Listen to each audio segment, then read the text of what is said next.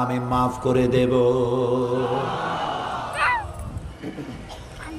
মানুষ গুনাহ করবে আর আল্লাহ তাআলা ক্ষমা করবেন, কারণ তার নাম হচ্ছে রহমান রহিম।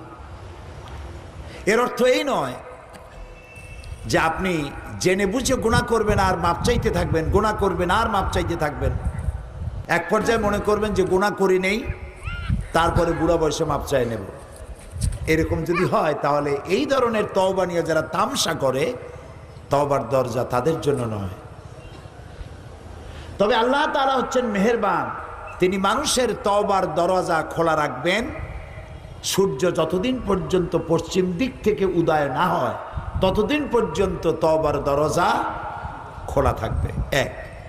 দুই নম্বরে, তওবার দরজা বন্ধ হবে একজন মানুষের জন্য তখন যখন সে মার্জে মৌতে মুবতালা হবে এবং মৃত্যুর কারণে তার গলা দিয়ে গড় গড় করে আওয়াজ আসতে থাকবে।